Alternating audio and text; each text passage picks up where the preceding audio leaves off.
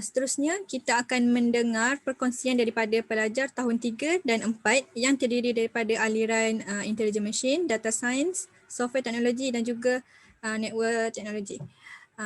Wakil daripada IM adalah Zulharnizam Amir Syaputra. Manakala wakil daripada Data Science adalah Fatin Zaikah binti Muhammad Zaini. Wakil daripada Software Teknologi adalah Abdul Hakim bin Jumari dan wakil daripada network adalah Sharifah Aminah binti Said Muhammad. Okey. Jadi untuk sesi ini saya akan menjemput wakil daripada IM dahulu, saudara Zulharnizam. Okey, ini saudara Zul. Okey.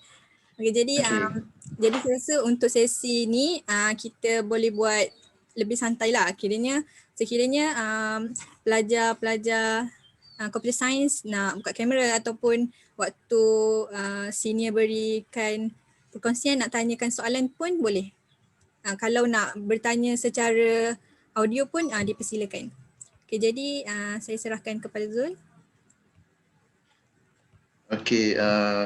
Assalamualaikum and selamat selamat petang semua. Alright, semua boleh dengar? Clear? Boleh. Alright, seperti yang saudara cakap, saya adalah dari IM, Intelligent Machine. Dalam IM ni, apa yang kita belajar, the core kita belajar adalah AI.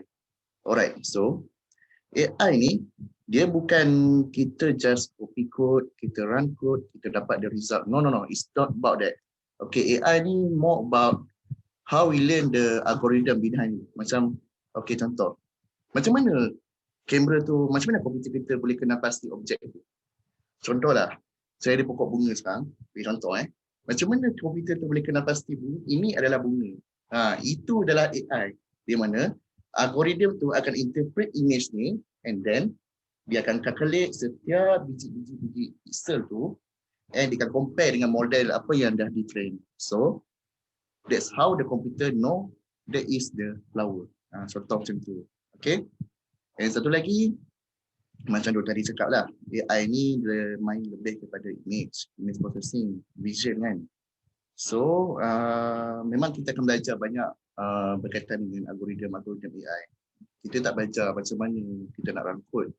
Kita belajar the background about it. Beside the vision, kita also belajar how the robot works, how the robot application works. Contohlah, saya beri contoh. Kita ada sebuah robot. Contoh kita letak dekat Mama Arvis. Macam mana kita nak pastikan robot tu boleh pergi dekat pejabat prasiswaza? Macam tu. That's mean dalam aplikasi robotik, kita perlu ada satu algoritma juga yang membolehkan robot tu berfikir macam mana kita nak buat dia punya jalan pergi dari satu point ke satu point. Itu adalah apa yang kita akan belajar dalam track IM. That's mean saya rasa dua core yang penting lah. Selain AI, kita akan belajar juga dalam robotik. Semua clear lagi apa yang saya cerita? Ada yang tak faham ke? Clear? Rasa semua clear kot. Alright, so saya pun tak tahu nak cakap macam mana banyak pasal AI ni sebab apa yang kita orang belajar ni lebih kepada algoritma lah. Dia tak belajar banyak pasal teori sangat. Dia lebih kepada real hands on. Kalau belajar robot tu akan dapat robot yang betul-betul robot.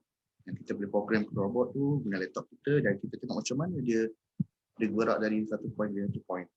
And then kalau AI, kita akan belajar the how we can train the model. Saya rasa itu pernah belajar kan masa yang semester sebelum ni. Pernah belajar lagi? Kita tak belajar lagi pasal ni? Tak pernah lagi? Ada siapa boleh jawab sebab saya pun tak sure sangat. Yang berkenaan apa ya? Berkenaan pasal image processing. Sebelum ni ada pernah belajar? Tak belajar lagi kan? Tiada. So dalam track IM ni lah kita akan start belajar pasal benda tu. Alright. So pasal algorithm AI, pasal robotik punya basic, and then the advanced robotic. And also kalau tak silap saya, kalau ada subjek IoT, kita akan belajar pasal IoT juga. IoT ni dalam bahasa Melayu ni adalah internet pelbagai guna. So that's mean kita ada satu device yang kecil je, tapi kita boleh connect kat internet dan kita boleh control that device over the internet. Okay, so semua masih clear lagi apa yang saya cerita ni? Okay, saya pun tak tahu nak cerita apa. Ada soalan yang tanya tak pasal IM?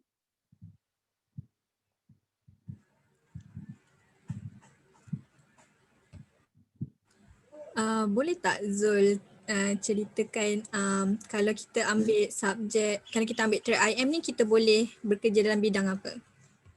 Okay, kalau kita track ini mau ke industri lah kan. Okay, kalau kita ambil track AI ni ataupun track IM ni, kita sebenarnya boleh bekerja dalam bidang vision lah, of course the vision and also the robotics because of kita dah belajar dah pasal basic AI dan basic robotik. That's mean kalau kita nak kerja bahagian tu, kita boleh je terus kita boleh je terus untuk kita apply dalam bidang tersebut. Contoh, okay, sekarang ni saya dah habis internship saya dekat Immovit Technology. Immovit Technology ni adalah syarikat yang buat autonomous car dalam Malaysia. Satu-satunya syarikat yang dalam Malaysia yang buat kereta autonomous. So dengan apa yang saya belajar dalam track IM ni, saya bawa ilmu tu ke bahagian industri tu tersebut. Macam tu lah. Okay, faham lah Saudah? Okey, sangat menarik. Mungkin ada pelajar computer science yang nak bertanya berkaitan dengan track IM?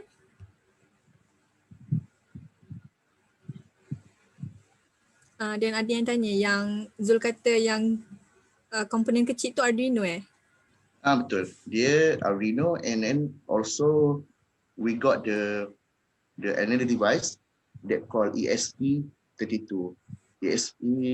I think ESP8266. Okay, ESP ni adalah satu modul kecil yang dah ada built-in Wi-Fi dalam dia. Sebab itulah kita panggil device tu adalah IoT device sebab dia boleh senang connect ke internet. Kalau macam Arduino, dia tak ada Wi-Fi built-in kan. So dia perlukan modul lain. Tapi ESP ni dah siap terbina dalam ESP ni dah siap terbina Wi-Fi di dalam dia. Macam itulah. Faham Faham? Saya faham. Okay, jadi okay.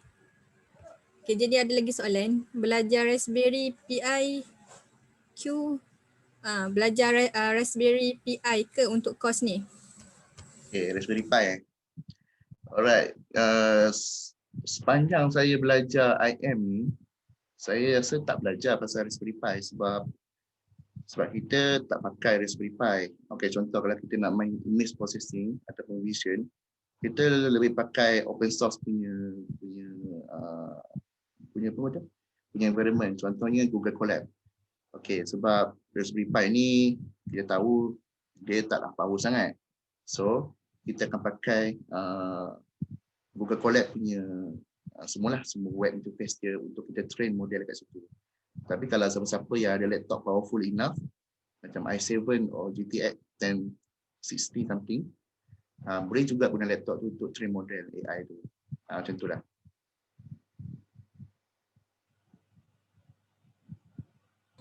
Okey.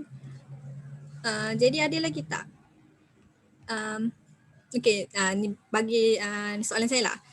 Bagi pandangan Zul rasa senang tak kalau kita ambil track IM? Kalau Zul lah.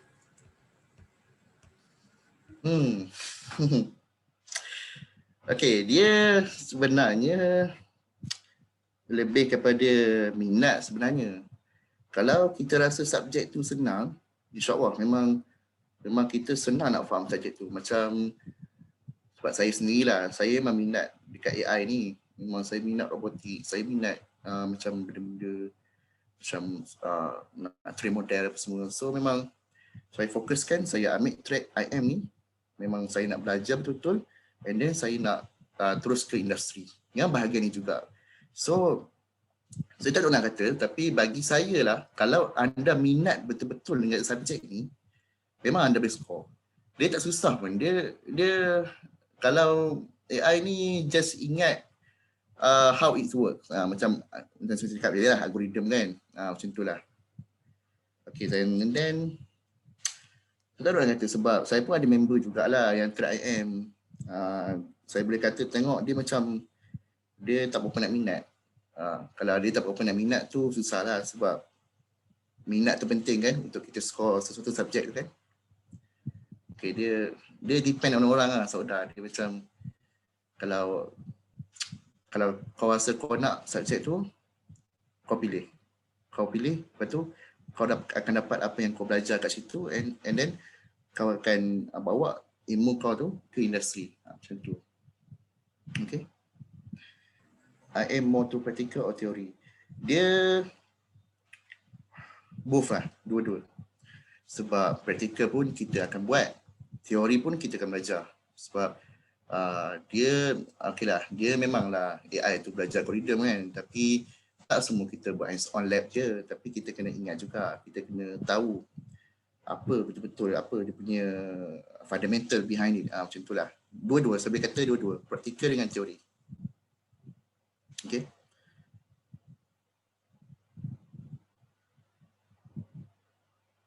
Anything else? Lagi ada siapa nak tanya?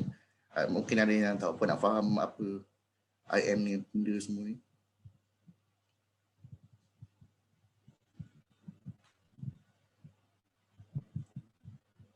Ke dah ada soalan ke?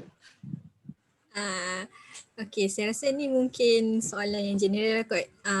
Adakah apa yang Zul belajar waktu belajar akan di-applykan waktu intern? Kira macam bila masuk industri ni kita akan kita akan buat benda yang kita belajar tu waktu kerja ke? Okay, berdasarkan soalan saudara tu, memang ya. Okay, sebab kalau kita ambil try IM, macam saya lah, saya kan masuk dalam syarikat Immovit kan. Immovit ni more to autonomous car. So kan kita dekat IM kita belajar robotics, and the ilmu basic robotik tu sebiji yang digunakan dekat syarikat Immovit tu. Macam tu lah. So bila saya intern tu, saya macam refresh balik apa yang saya belajar dekat IM. Sebiji benda yang sama, benda basic yang sama. Kita belajar robotik, how the robot works, how the robot interpret with the another robots, macam tu. So memang betul, kalau kita pilih track yang betul dan ke arah bidang industri yang betul, memang kita akan belajar, memang kita akan guna apa yang kita belajar dekat IM, kita akan guna dekat bahagian industri nanti. Okay, soalan Honda CR-V ni Okay. Ya, masih bergerak lagi, boleh trace lagi. Memang hidup je CR-V tu. Okay, ada lagi tak nak tanya? Apa, jangan malu-malu, jangan tanya je. Kalau siapa-siapa ada soalan, tanya je. Okay, satu lagi saya nak mention pasal AI. Ingat tak tadi Dr. Adi dia cakap pasal plate number recognition. Maksudnya pengesanan nombor plate kereta. Itu memang satu subjek menarik lah, sebab saya memang macam wow lah kita boleh detect nombor plate kereta kan. So nanti dekat situ kita akan belajar macam mana kamera tu boleh detect satu-satu nombor plate kereta tu. So kalau nak belajar, ambil track IM. Macam tu.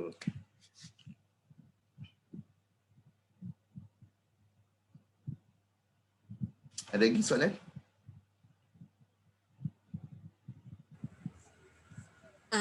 Okay, saya rasa nak tanya. Bagi Zul, dalam track IM, subjek apa yang agak mencabar? Dia macam kena tough betul-betul untuk kita faham and kita nak score subjek tu. Bagi IM subjeknya pasal tak ingat lah soalan apa nama subjek je.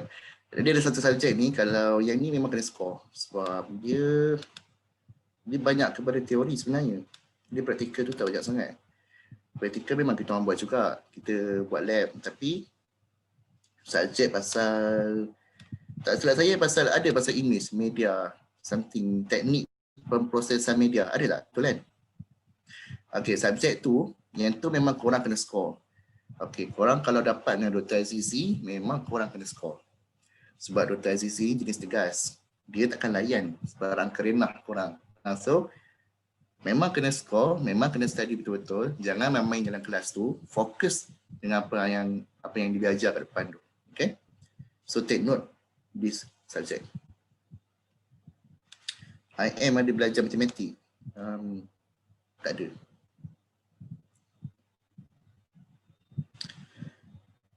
Ada soalan lagi?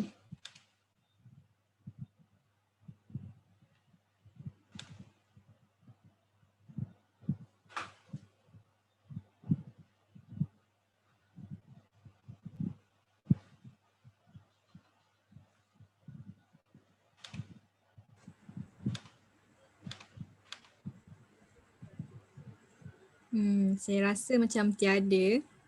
Okay, sekiranya kalau nanti macam bila kita dah ke next perkongsian, tiba-tiba ada persoalan berkaitan dengan intelligent machine, maybe kita boleh back to Zul semula. Boleh? Boleh. Okay. Jadi terima kasih Zul untuk perkongsian yang menarik bagi aliran IM. Okay, jadi seterusnya saya menjemput pula wakil daripada DS, Saudari Fatin Hazikah binti Muhammad Zaini untuk memberi perkongsian. Terima kasih. Dipersilakan. Okay, Assalamualaikum semua. Selamat petang. Okay, clear kan? Fatin, kurang Nama jelas. saya Fatin. Ni ke? Dengar tak? Hello. Kurang jelas lagi ke? Okay, sekarang dah okay. Okay. Bangkim. Okay, saya daripada aliran DS. Tapi saya tahun 3 lagi, saya bukan tahun 4. So saya punya pengetahuan sampai tahun 3 je. Okay, basically daripada pemilihan daripada pemilihan track, masa mula-mula tu saya memang minat dekat data science sebab dia belajar pasal data.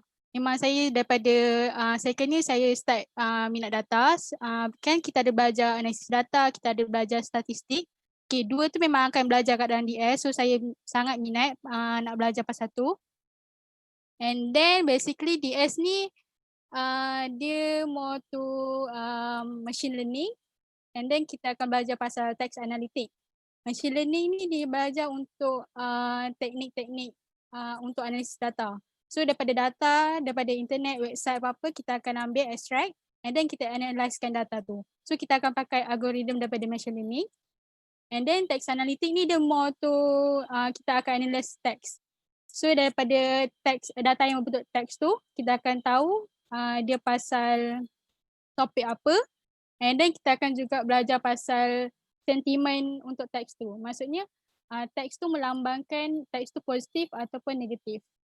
Okay, so saya juga ada minta lah pandangan daripada abang intern, senior intern. Dia ada juga kongsi. Mostly intern apply skill Python. Memang data science sebenarnya banyak je.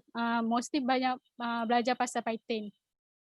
Daripada subjek yang second year dengan third year sekarang pun saya rasa macam banyak lah pakai Python. And then untuk intern tu dia more to, dia kata kita akan pakai skill Python. Dia akan more ni lah. And then okay, daripada data ni selalunya dia akan guna dalam bisnes. So kalau macam satu company tu dia nak tahu yang dia punya brand tu orang bagi komen apa, orang bagi feedback apa, mostly dekat dalam Twitter ke kan. So dia akan gunakan data engineer ni untuk analyse data-data tu. So, saya rasa tu, ada soalan tak? So basically data science belajar pasal data lah. So kalau korang minat nak belajar pasal data, memang korang patutlah ambil data.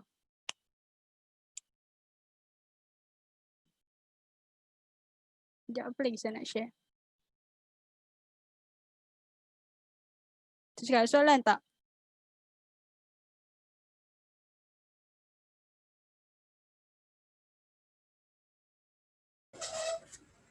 Fatin, Hmm.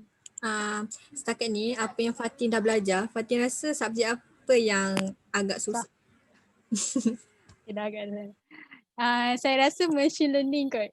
Machine learning. Sebab dia bahasa teori. Yang tu saya rasa macam susah sikit lah. Kalau macam pasal teks analitik ni, tu macam senang sikit. Kalau machine learning tu dia susah. Machine learning tu dia banyak, memang banyak mostly kot pasal teori. Masa nanti kalau siapa yang ambil next sem DS, subjek machine learning tu memang teori je. Lagi?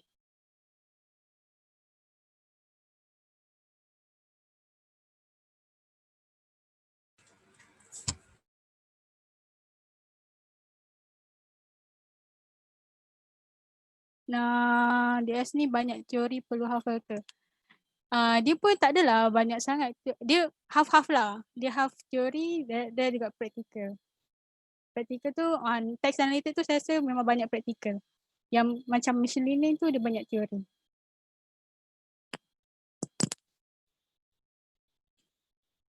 Kan macam apa ni, macam saya cakap, kalau kita ada company yang buat business kan. So daripada situ, selalunya saya kongsi sikit lah pasal FYP saya lah, apa yang saya buat sekarang. Saya buat pasal ambil data daripada Twitter.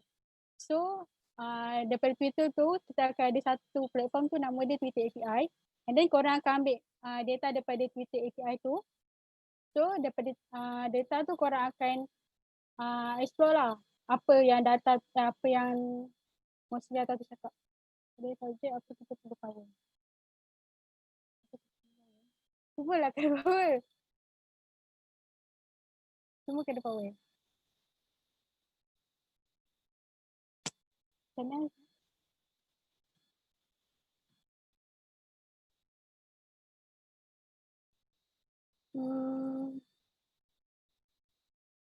Okay, contohnya lah kita ada dua data, kita nak tahu orang suka iPhone ke orang suka Android. So kita ambil data daripada Twitter.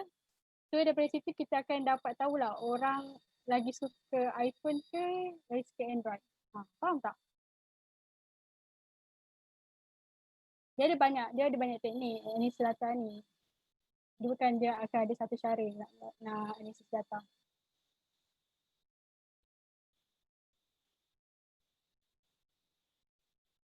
Okay, maksudnya faham ke maksud dia ni? Python. Masih banyak pakai Python, so kena power Python lah. Yang mesti pakai Python.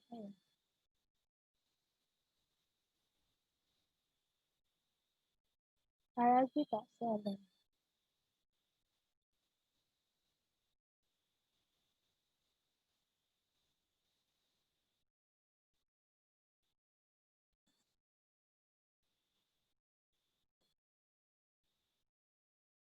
Maths kena pandai tak? Tak banyak sangat pun maths. Tapi kita akan belajar, adalah sikit maths. Dekat NLP, kita akan belajar probability.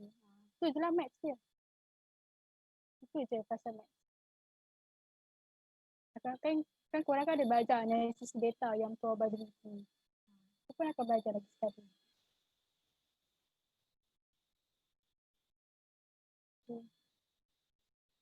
SQL.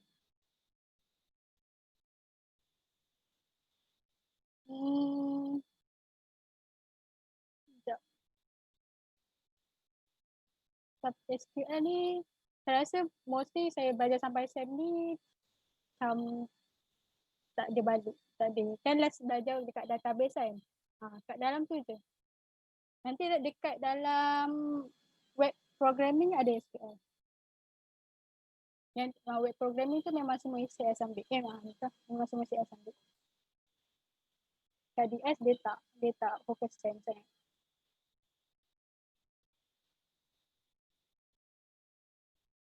Pasal kat DS. Lagi? Tapi bagi saya fun lah DS ni sebab dia ada kaitan dengan isu semasa.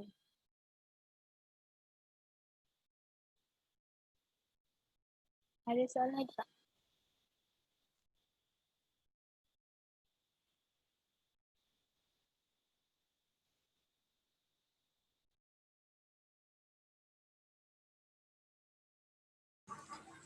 Fatin, Hmm. saya rasa macam tak tahu lah soalan ni Fatin sesuai tak untuk Fatin, tapi kalau untuk Fatin ada tak macam buat research untuk kalau ambil track DS ni kita boleh kerja bahagian apa? Hmm. Kalau dekat dalam satu company tu dia akan ada apa data department ke. Yang macam senior saya ambil, senior yang saya contact tu dia ambil dia bawa data department. So data department. Contohnya kerja data scientist, kita ada data engineer. So relate lah dengan DS. Apa?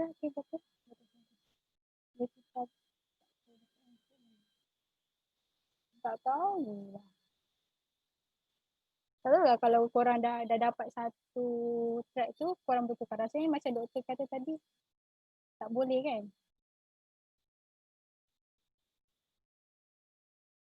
Lagipun dulu, ni macam tak ada personal. Tapi dulu saya tak minat sangat macam saya misalkan ada network kan, ada SPN. Saya memang more to data sebab saya pilih data. Ada apa lagi soalan?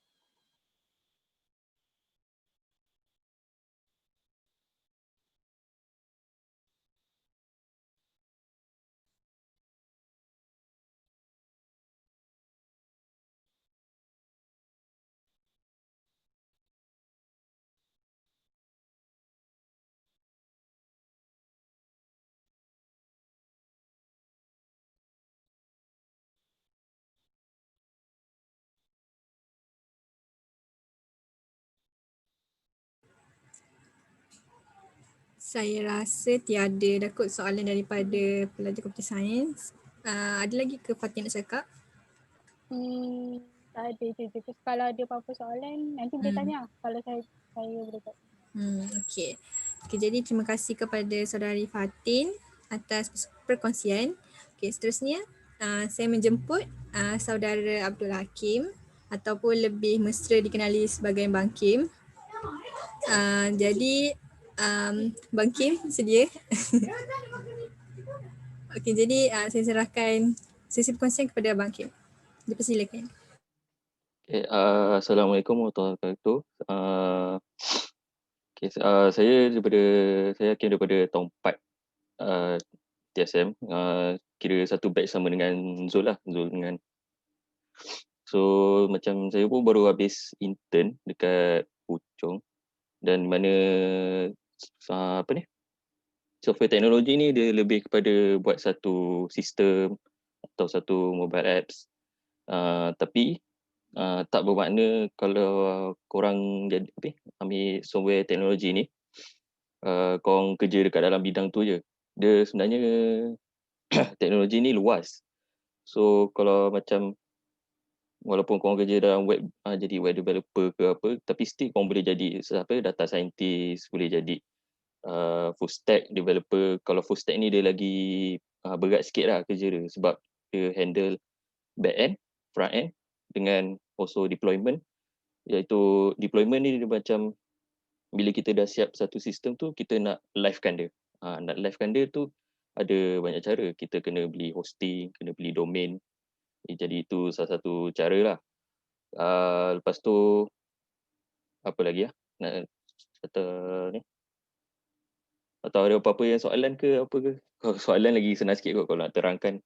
Saya tak apa pandai sangat nak cakap. Ceritalah pasal mobile apps ke apa ke. Ceritalah. Wei Zul. Okay. Mobile apps Okay, mobile apps ni dia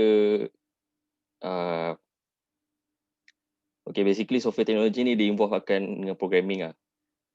Dia akan lebih banyak involve dengan programming. Programming ni pula dia ada banyak language. Language macam contoh ada apa? Kalau Java mobile apps biasa Java lah. Java macam sekarang ni tengah naik iaitu React Native. React Native ni dia framework.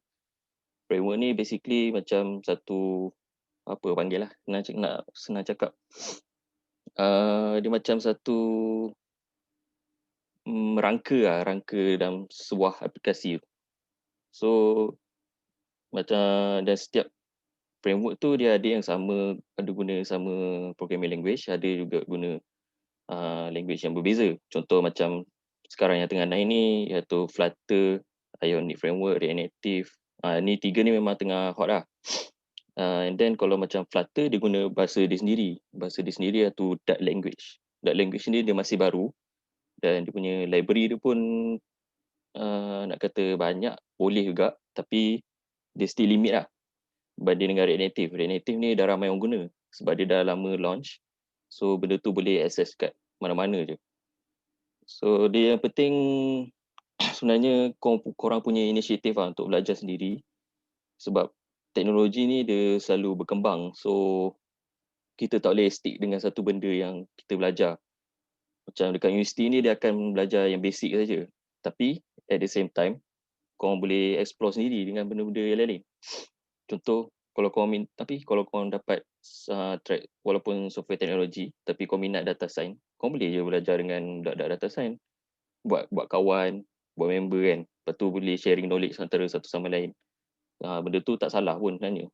Dan orang kata apa, bila kita dapat ajar orang tu, kita lagi senang nak faham. Kita lagi senang nak faham, kita lagi senang nak ingat.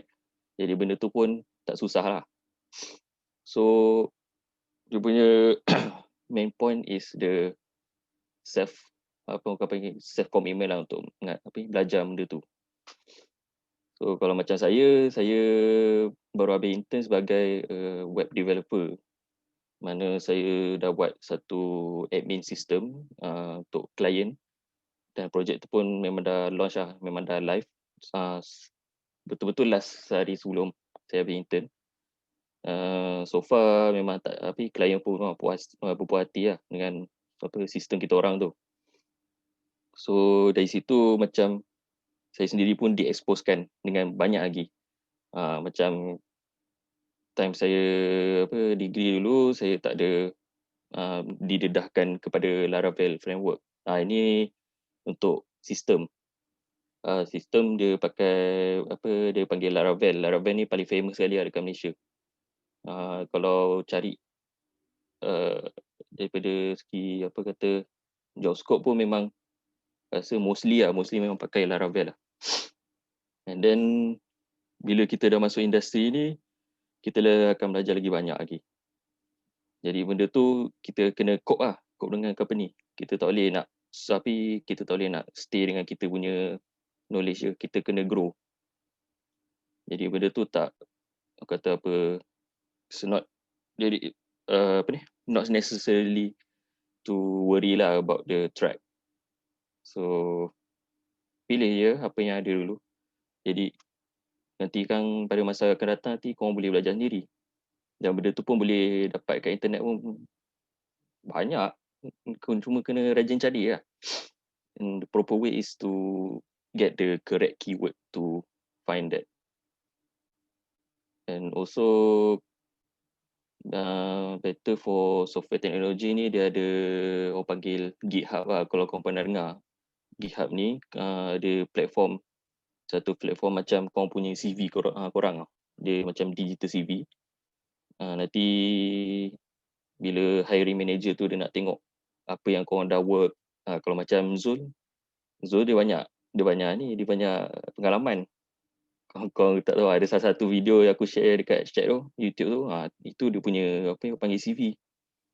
At least kira macam ni cakap, kita boleh tunjuk apa yang inisiatif kita belajar sendiri dekat masa kita universiti ni. Tak semestinya apa yang based on lecturer ajar je. Dan apa yang effort kita untuk explore more kepada dunia teknologi ni. Sebab tu kalau dengar orang cakap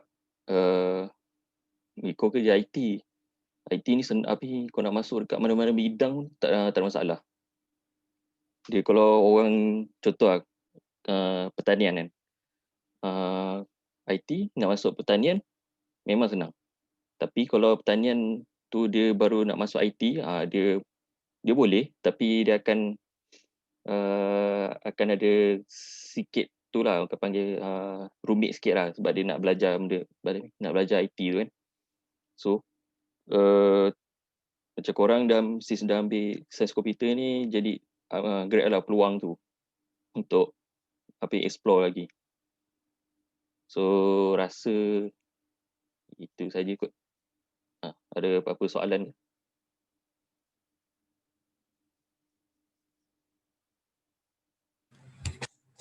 Bang Kim. Hmm. ST ni dia orang belajar berkaitan dengan coding je ke? Mostly yes, akan belajar coding.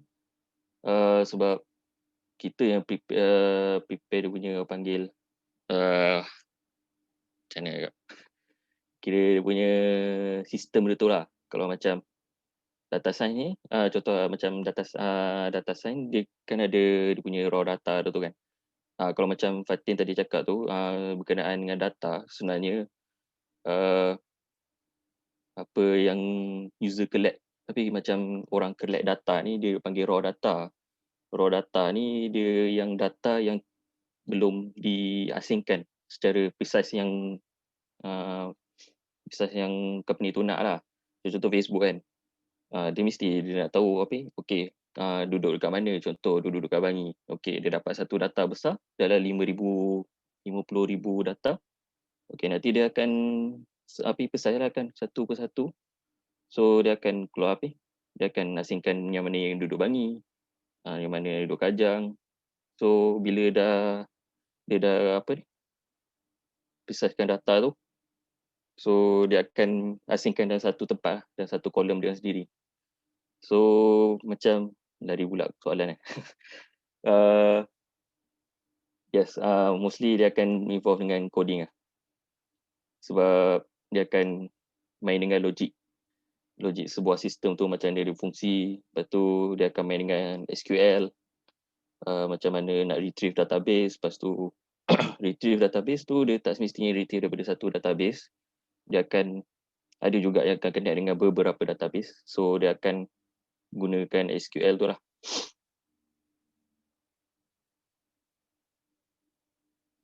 Okay, ada soalan yang lain?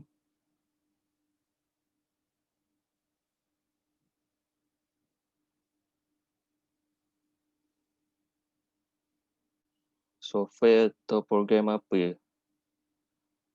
Okey, software tu maknanya IDE ke? Ataupun cara nak tulis nak tulis kod ke? Okey, biasa kalau kat UKM kita orang pakai apa nama dia, dah lupa lah. Okey, Sublime. Kalau biasa akan pakai Sublime. Sublime ni dia lagi ringan lah.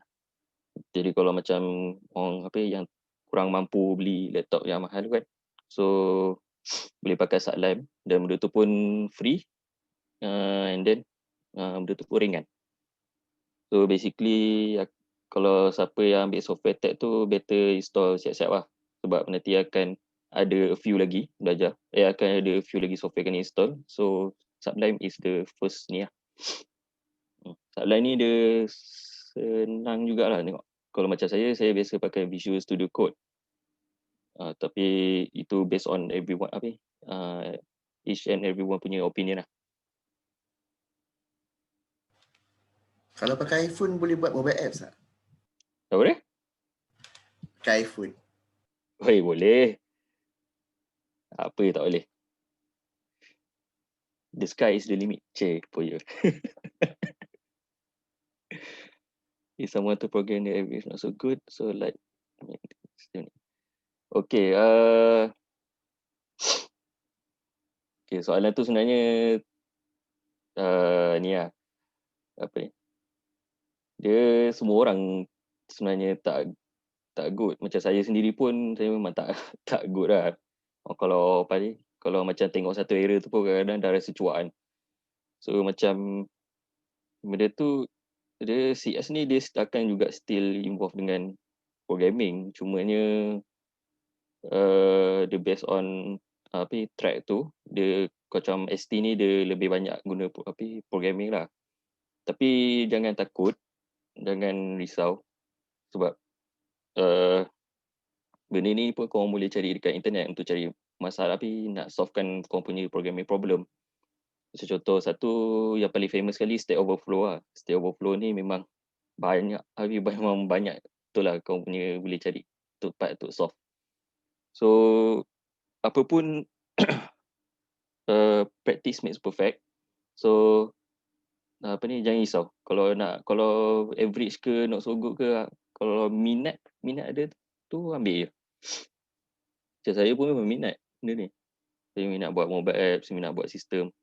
Jadi saya boleh ambil benda tu, lepas tu sama-sama lah belajar dengan kawan kan. Lepas tu mana yang dah faham tu boleh try ajarkan. So sama-sama orang panggil sama-sama berkembang lah.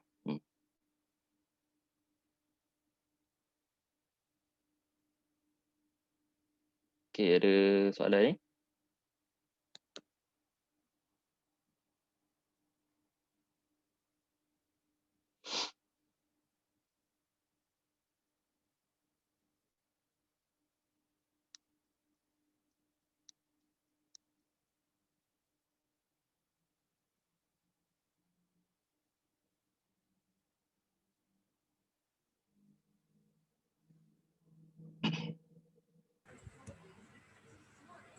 Rasa macam tak ada kot soalan dah. Okey. Okey, jadi sekiranya kalau ada apa-apa persoalan nanti boleh diutarakan ya kawan-kawan. Okey, jadi terima kasih saya ucapkan kepada Bang Kim atas perkongsian tadi. Okey. Okey, seterusnya saya menjemput saudari Aminah untuk memberikan perkongsian. Dipersilakan. Terima kasih Saudah. Suara saya dengar ke? Dengar jelas. Okey, terima kasih. Assalamualaikum dan selamat petang semua. Kalau NT ni semua ada belajar sedikit basic tentang NT ni masa first year, CCNA 1. Dan hakikatnya kita akan sambung sampailah CCNA 4. NT ni sebenarnya network ni meluas tau. Kalau macam dia tak, kita nak kata spesifik tu tak ada. Dan dia sangat teknikal. Banyak teori dan sangat teknikal. Kena ada critical thinking lah dalam network teknologi ni. Untuk orang yang tak cenderung sangat kepada coding mungkin boleh ambil kepada NT. Tapi akan belajar juga coding. Memang mana-mana track pun takkan dapat lari daripada coding. Sebab coding ni sebahagian daripada computer science. Siapa tu? Masya. Nanti saya bagi. Oh, kejap. Okay. Saya punya pengalaman internship tak ada kaitan dengan network. Tapi saya punya FYP buat tentang web application firewall. Tapi sebabkan PKP hari tu, projek tu berubah sikit lah. Kalau tak saya dapat buat projek melibatkan server dan seumpamanya. Nak cakap macam mana, tapi network teknologi memang banyak sambung pada CCNA 1 yang pernah belajar masa first year tu.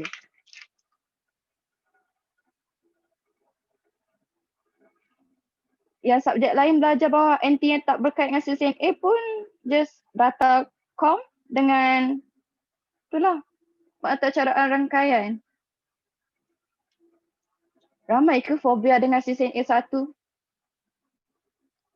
Dia memang kena minat lah benda ni. Dia kalau siapa yang tak minat membaca nak ambil NT ni macam susah jugalah. Kalau nak tanya tentang calculation, ada dah bawah datacom. Kita simple je calculation yang buat dalam NT ni. Kita kira ni output bit untuk multiplexing bawah subjek data communication.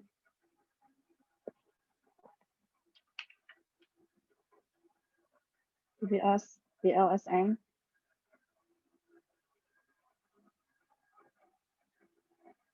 Oh. BLSM. Saya tak ingatlah BLSM.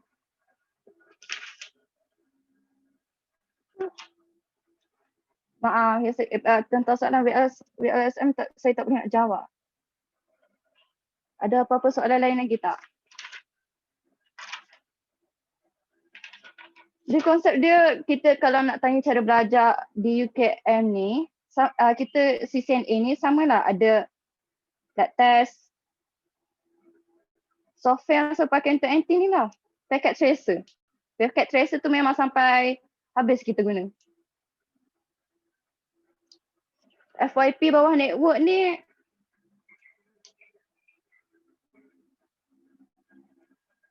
network ni meluas, nak fokus kepada security ke, nak fokus kepada bahagian fizikal ke, dia meluas. Jadi lebih baik tentang FYP ni tanya kepada supervisor.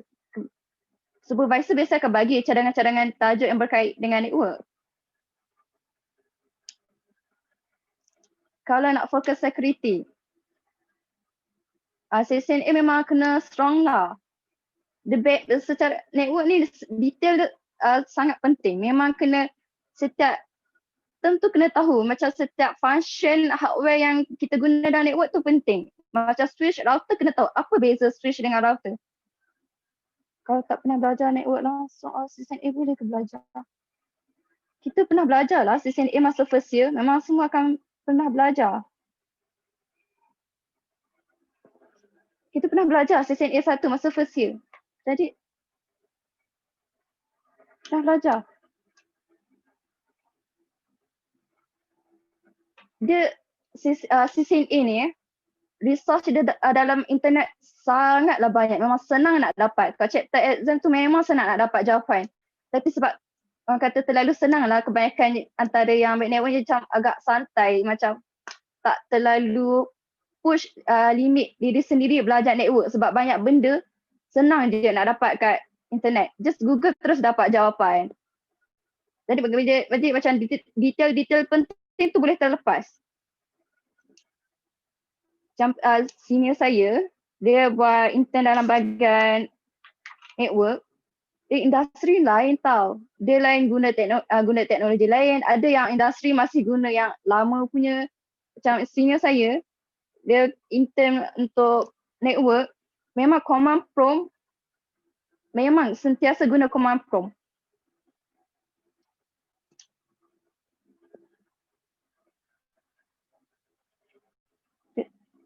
Ada lagi ke soalan? Sis Aminah, saya ada soalan. Apa pandangan Sis Aminah berkaitan dengan kan Sis Aminah kata tadi kalau kita nak buat CCNA, nak buat apa-apa lab network kan kita boleh je Google and dapatkan jawapan daripada video. Apa nasihat Sis Aminah untuk pelajar yang akan ambil track IM track di NT nanti? Dia network ni sebab kita kan pada CCNA 1, CCNA 2, CCNA 3, CCNA 4, kita akan repeat banyak benda yang sama. Jadi secara tak langsung, bila kita banyak kali buat command prompt yang sama, kita akan mula ingat. Jadi kalau macam sekarang kan sebabkan PKP ni, jadi macam agak rugilah kat situ kalau semua belajar virtual. Tapi kita ada hands-on lab. Kalau dapat macam CCNA 2, CCNA 3, kita belajar dengan Dr. Fariza. Dr. Fariza setiap minggu memang akan buat hands-on lab, ikut group. Jadi kalau dapat siapa yang ada buat hands-on lab tu memang seronok lah sebab kita memang akan main terus dengan router, switch, kita akan sambung dengan komputer. Tak adalah guna packet tracer je. Kalau guna packet tracer je macam bosan sikit tapi bila kita dapat buat yang hands-on lab, memang kita memang sepuas hati lah. Walaupun assignment kita tu akan lain sikit dengan packet tracer. Kita akan ada guna terminal, saya lupa dah nama software tu sebab nak buat hands-on lab dapat buat 2 kali je satu sem dapat buat sebab kita punya UKM kan kekurangan hardware. Jadi hands-on lab dia boleh buat satu kumpulan sahaja boleh buat dalam 1 minggu tu. Yang lain akan buat menggunakan packet tracer. Lepas tu yang cara Dr. Fariza dulu, kalau setiap kuliah, dia akan revise tau chapter sebelum tu. Sebelum dia mengajar chapter baru, dia akan buat macam revise, tanya soalan-soalan chapter lepas. Jadi teori-teori tu pun penting sebab kalau teori, bila teori tu kita bila buat command tu, kita kan nak faham kenapa kita buat command prompt ni, kenapa kita buat ni. Kita akan kait dengan teori yang kita belajar. Lagi ya. Kalau tanya saya, kalau nak tanya subjek paling susah bagi yang belajar bawah NT bagi saya ni kot. Pengaturcaraan rangkaian dia susah bukan sebab dia terlalu susah, tapi sebab belajar macam dalam kuliah macam santai, tapi tugasan dia bagi sebenarnya tak santai pun. Dan pengaturcaraan rangkaian tu kita guna Java. So selain guna command prompt dan packet tracer, dalam NT UKM kita akan belajar ni lah, guna coding Java juga.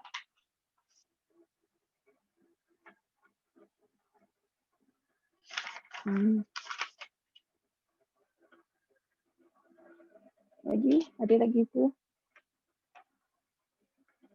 Untuk contoh tajuk FYP tu, saya tak boleh nak bagilah sebab saya bukannya orang yang sangat pro tentang network. Tapi kalau pandai pilih SV akan banyak boleh bagi tajuk-tajuk yang berkait dengan network lah. Sebab network ni sebenarnya sangat meluas. Ujian Cisco, ada idea tak untuk ujian Cisco ni macam mana?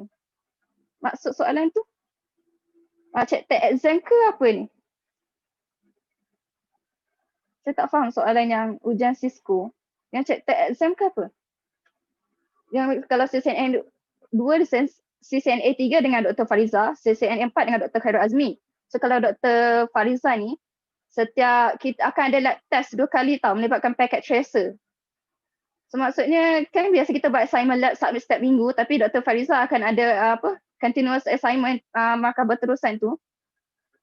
Ada lab test lah menggunakan packet tracer. Kalau dia mungkin benda senang kita pada internet, tapi sebab banyak benda kita akan repeat tau benda sama macam setup router switch. Setiap kali kita nak buat lab assignment tu kita akan buat guna command yang sama. Jadi kalau dalam packet tracer tu, kalau ada trik dah tahu, akan tahu macam mana apa yang kita silap setup. Apa command yang kita boleh guna nak tahu apa yang kita silap command, apa yang tak setup lagi. Bahagian mana yang kita lupa nak switch off, router, apa yang kita boleh tambah dalam router.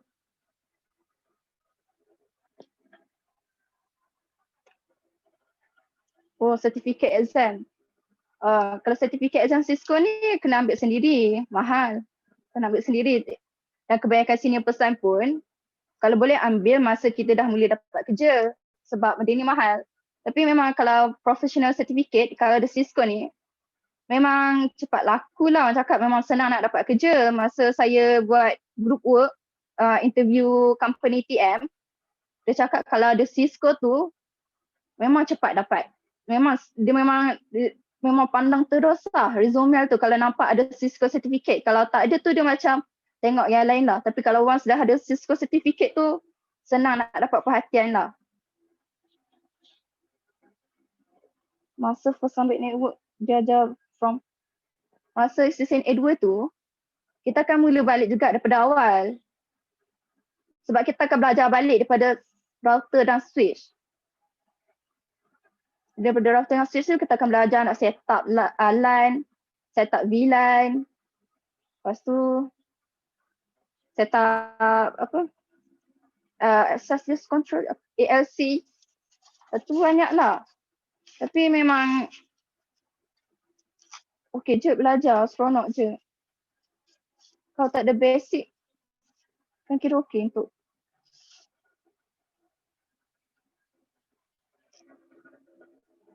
soalan ni. Sekejap ada orang direct message.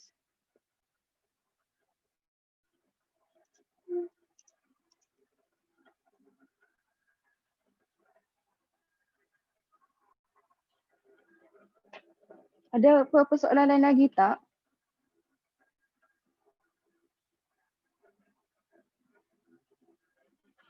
Dia contohnya kan, kalau contoh mudah kan network teknologi ni kan, satu pejabat ada satu printer ni, tapi kenapa semua orang lain boleh guna printer tu walaupun kabel komputer dia tak sambung direct dengan printer tu. Itu bawah network teknologi lah. Kita set up physical hardware tu macam mana kita set up supaya semua orang dalam office, komputer lain boleh gunakan satu printer yang sama.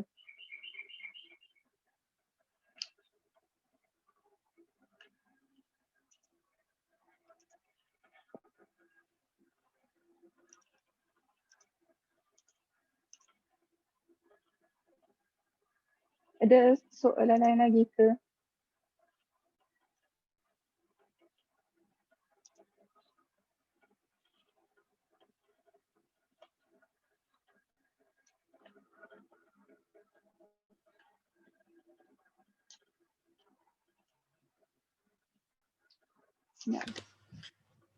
Okay, saya ada nak nambah sikit.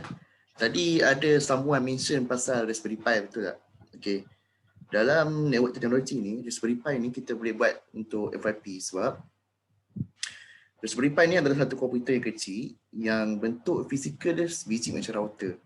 So, kalau setengah orang tu ada idea nak buat VPN dalam Raspberry Pi, so dia boleh create satu projek yang membolehkan orang dalam kawasan dia saja yang boleh akses laman web tertentu menggunakan Raspberry Pi.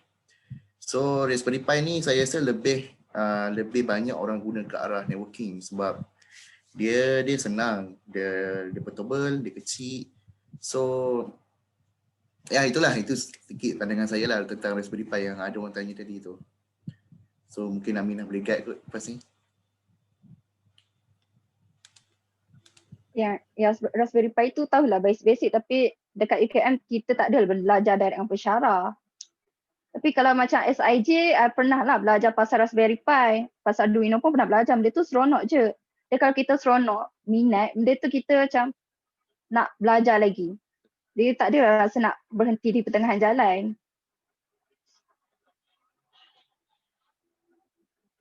Tapi macam ni lah, macam network tu memang hardware semua penting, macam IP address, kelas A, kelas B, kelas C, yang tu pun memang kena tahu tau beza antara kelas A, kelas B, kelas C. Tapi kalau sesiapa yang rasa macam sesen A satu lemah tapi minat, jangan putus asa, boleh je. Sebab benda tu kita akan ulang balik dalam sesen A2, sesen A3, sesen A4, kita akan reverse balik benda lama. So tak adalah kalau kita tak belajar benda tu, kita terlupa benda tu, kita terus macam tak boleh buat dah. Benda boleh revise. Kita boleh ulang kaji lagi.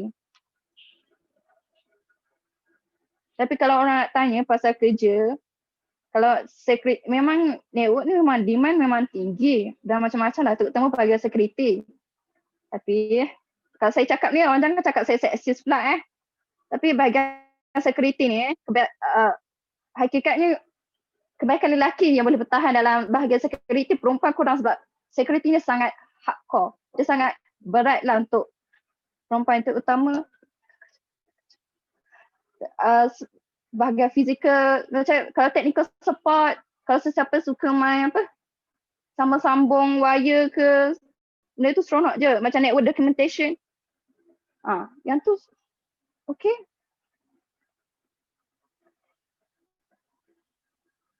Tapi apa yang berdasarkan pengalaman saya, masa batch saya, kebanyakan yang ambil network teknologi ni sebab tak dapat ambil aliran-aliran lain.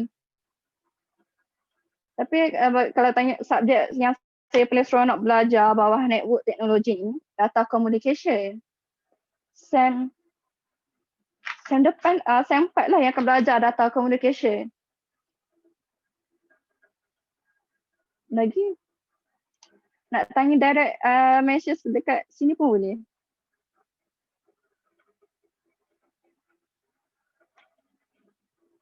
Tapi yang saya pasti kalau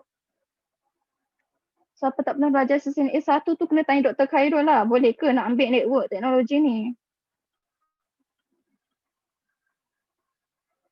Tapi sebab yang macam Saudara Hakim pun cakap memang benda kita kena explore sendiri banyak lah. Sebab apa kat industri yang kita belajar dengan kat industri mungkin banyak berbeza sebab teknologi ni sentiasa berkembang. Dia tak statik.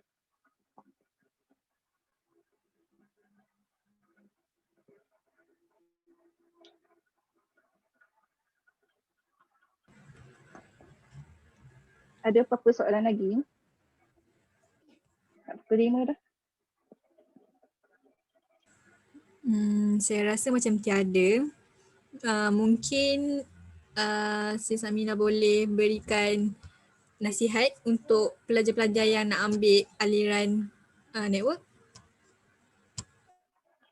Kalau nak ambil network ni, kalau bagi saya, itulah sebenarnya macam kelakar, tapi teamwork dalam network teknologi ni penting lah. Kita memerlukan antara satu sama lain lah. Dalam lab test tu, kalau command prompt tu, kalau ikut orang lah, kalau saya, sebab saya ni jenis akan ingat kalau saya tulis, kalau saya tak menulis saya cepat lupa. So kadang-kadang command prompt, hatta coding pun biasa saya akan tulis atas kertas balik untuk ingat balik. Dia ikut cara masing-masing selesa belajar lah, sebab macam SPM, PMR, setiap orang ada cara belajar dia tu sendiri kan. Cuma kena konsisten lah. Dan dekat sebenarnya NetaCAD tu, kalau pandai memanfaatkan apa yang ada dalam NetaCAD, banyak benda boleh belajar. Explore habis betul-betul lah dalam NetaCAD tu. Banyak benda sebenarnya yang bermanfaat NetaCAD. Jangan sekadar NetaCAD tu bukan sekadar untuk jawab chapter exam je. Lagi memang network ni teori dia sangat banyak. Jadi memang kena rajin.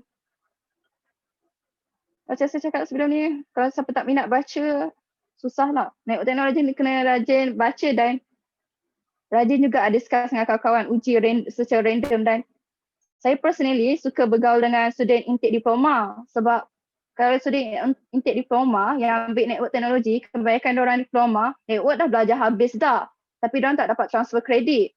So diorang kebanyakan yang student intake diploma memang pro tau bahagian network teknologi ni. Sebab diorang belajar, terutama yang daripada politeknik, sebab diorang memang explore lebih banyak kepada praktikal. Dekat sini kita kurang sikit praktikal bahagian network teknologi ni. Sebab kemudahan terhad. Itu je lah saya boleh cakap. Okey. Okey, jadi terima kasih kepada saudari Aminah untuk kongsian yang menarik tadi. Okey, jadi mungkin kita boleh dapatkan sedikit nasihat lah daripada sini-sini yang lain. Mungkin daripada Zul, ada nasihat untuk pelajar yang nak ambil IM? Nasihat Okay, saya punya nasihat tu untuk IM ni belajar betul-betul lah. Itu je lah. Dia sebab IM dia more kepada algoritma. So kalau kita tak strong bahagian tu, takut kita tak boleh nak score subjek ni. So belajar betul-betul, ingat semua algoritma yang kita belajar. Sentiasa praktis dalam coding. Okay, lupa saya nak mention tadi. Coding yang mostly pakai untuk IM ni adalah Java and Python. Okay, C++ pun okey juga, tapi kita orang tak banyak pakai C++. Mostly Python dengan Java, itu je. So, start practice dari sekarang kalau nak ambil subjek ni. Memang subjek yang sonok, memang sonok. Dan kalau kita dapat skor subjek ni, insya-Allah market dekat industri tu banyak untuk kita nanti. Tapi macam Hakim bagi tahu tadi, tak semestinya apa yang kita belajar ni kita bawa dekat industri. Kalau rasa kalau kita just nak belajar AI kat sini, tapi kalau industri kita nak belajar benda lain pun boleh. Tak jadi salah. Dia tak ada salah sebab betul lah, ilmu ni meluas kan. So ikut korang lah macam mana nak belajar ilmu tu. Itu je lah kot saya punya nasihat. Okay, continue dengan Hakim lah.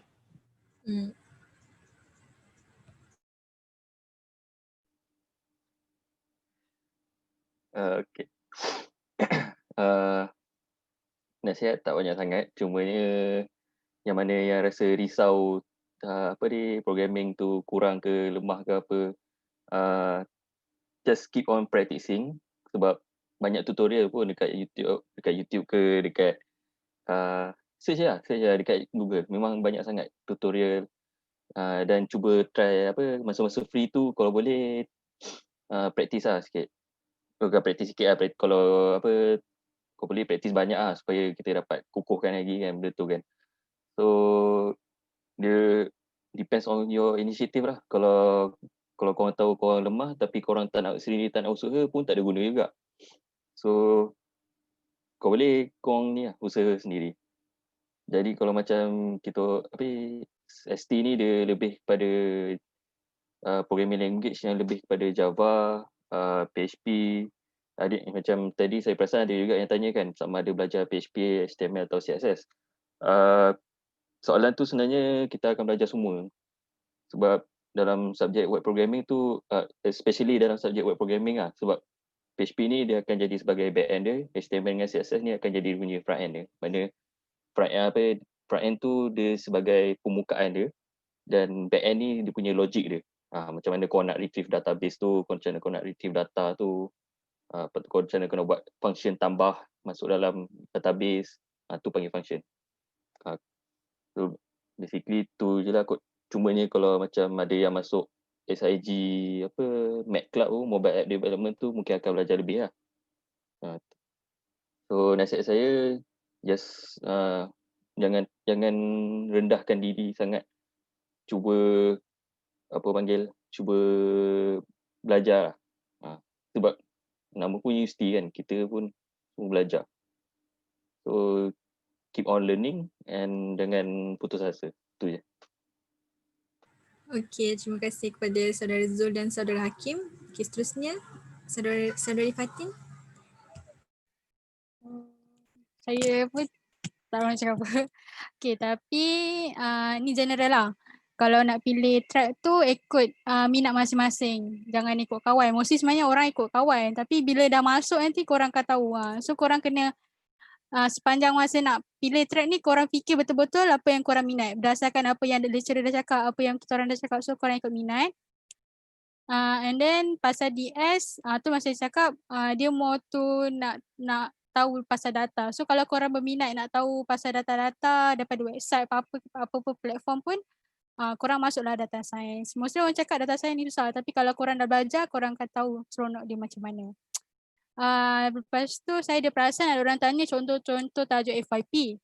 Ada je korang pergi dekat SPID, Speed UKM. Dekat situ dia ada archivekan, dia ada senaraikan tesis yang sebelum ni.